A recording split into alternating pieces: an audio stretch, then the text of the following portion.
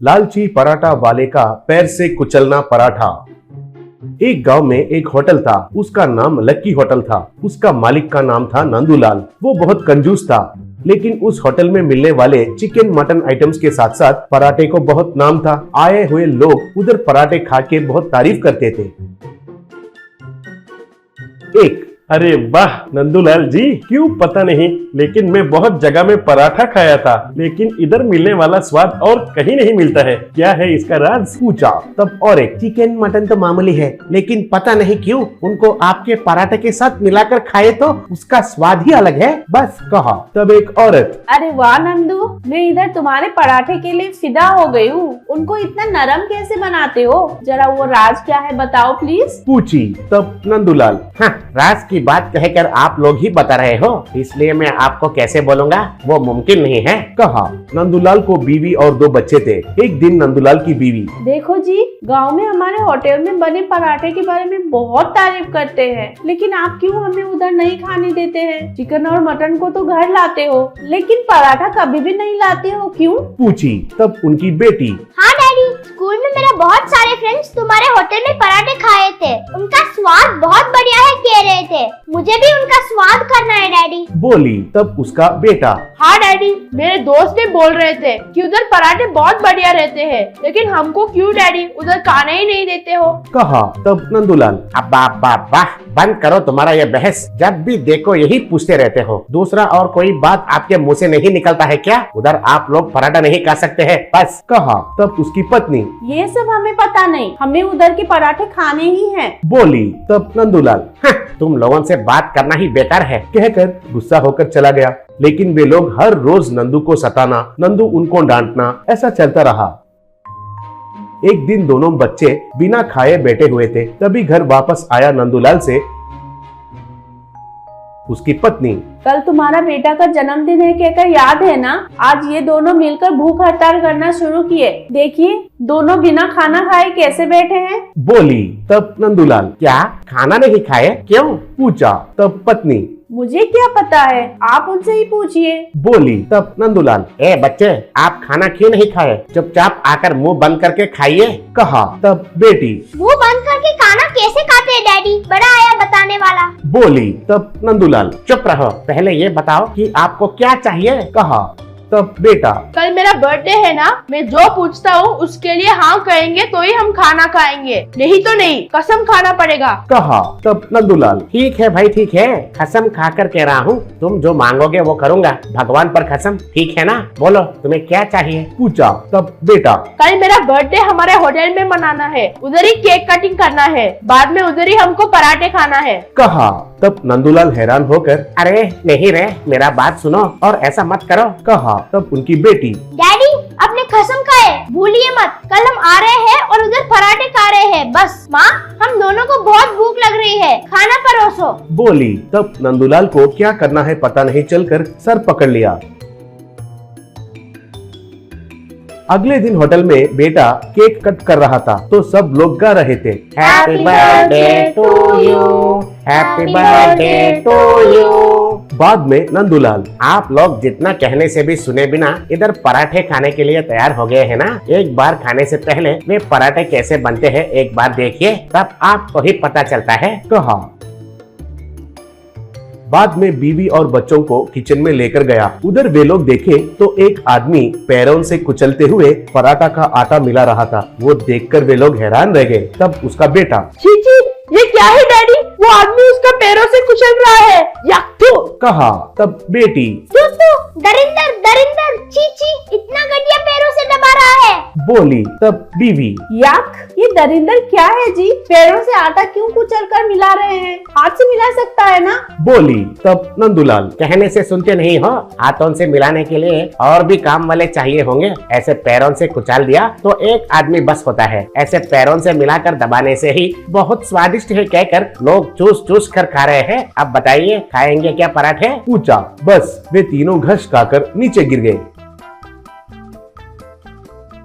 Fake police चोरी नाटक। उड़ीसा के एक शहर में बैंक मैनेजरों का एक इमरजेंसी मीटिंग चल रहा था। क्योंकि मामला बहुत सीरियस था, डीजीपी खुद उस मीटिंग में भाग ले रहे थे।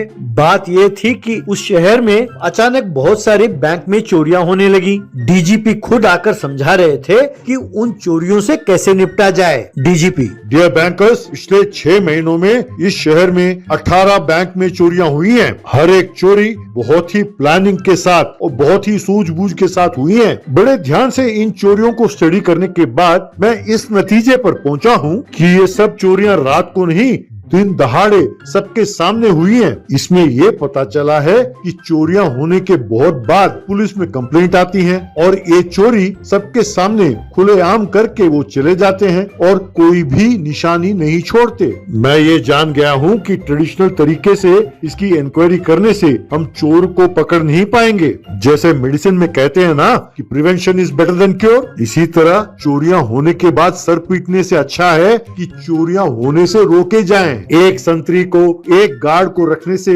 बैंक की सिक्योरिटी नहीं होती। इसमें बैंक के हर एक एम्प्लॉय को ध्यान से आंखें खुली रखकर आसपास चौकन्ना रहना चाहिए, तभी इन चोरियों को रोका जा सकता है। तब एक बैंक मैनेजर खड़ा हुआ और पर ये कैसे होगा सर? तब डीजीपी: इस मामले में हम सबको पुलिस का काम करना चाहिए। इसमें आप सबको ट्रेनिंग देने के लिए हमारे खास सीआईडी पुलिस ऑफिसर अली बाबा और उसके साथ 40 पुलिस वाले चोर के बेस में आकर बैंक लूटेंगे और आपको उसे कैसे रोकना है ये डेमोन्स्ट्रेट करेंगे। इस तरह हर एक बैंक एम्प्लॉय एक सैनिक की तरह तैयार हो जाएगा और वो चोरी होने से रोक पाएगा। ये सुनकर सबने ताली बजाई। एक बैंक में सीआईडी अली बाबा बैंक के स्टाफ के साथ बैठा हुआ था। तभी एक पुलिस कांस्टेबल उस बैंक के टेलर के पास आया। वहाँ एक कस्टमर पैसे गिन रहा था तो ये पुलिस वाला उसे पैसे छीनकर भागने लगा। तब वो कस्टमर चोर चोर कहकर चिल्लाने लगा। तभी कैशियर अपने काउंटर से उछलकर सीधा जाकर उस पुलिस वाले को पकड़ा, उसे 4 थप्पड़ मारे और उससे पैसे छीनकर वापस लाकर उस कस्टमर को दिया। तभी उसके पीछे अली बाबा, स्टाफ मेंबर्स और बैंक मैनेजर सब आए और शाबाश, वेल डन ऐसा कहा। तब वो कांस्टेबल: ये क्या सर, आपने तो कहा था कि ये नाटक है, लेकिन इस कैशियर ने मुझे असली थप्पड़ मारे हैं सर। तब अली बाबा: डोंट वरी भाई, डोंट क्राई भाई, तुमने वाकई इस चोर का एक्टिंग बहुत बढ़िया किया। कहकर वो पैसे बैंक मैनेजर को लौटाते हुए अली बाबा: भाई इसी तरह की अगर आप सबने ट्रेनिंग ली तो आपके बैंक में चोरी बिल्कुल नहीं होगी। ये सुनकर बैंक स्टाफ खुशी से ताली बजाने लगे। कुछ महीने बीत गए, बैंक में चोरियां कम होने लगी। चोरी में निपुण मुन्ना से उसका चेला अमित: गुरुजी, अगर इस तरह पुलिस ने बैंक वालों के साथ हाथ मिला लिया तो हमारा क्या होगा? तब मुन्ना: अरे चिंता मत करो, है? अब तक तो हम सिर्फ छोटी मोटी बैंकों में चोरी करते आए हैं। अब एकदम लंबा हाथ मारेंगे, एक बड़े बैंक में चोरी करेंगे।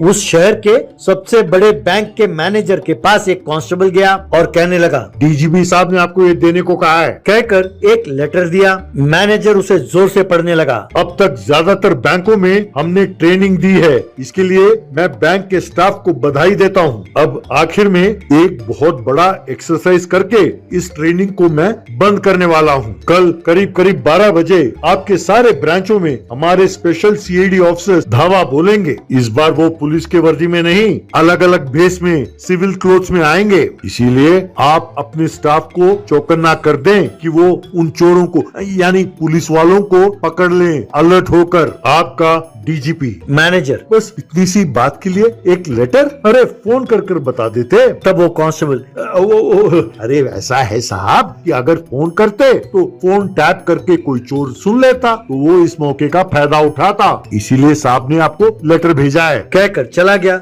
बाहर आकर वो कांस्टेबल मुन्ना से: गुरु, मैंने लेटर दे दिया है। कहकर उसने अपना हुलिया उतारा। वो और कोई नहीं, अमित था।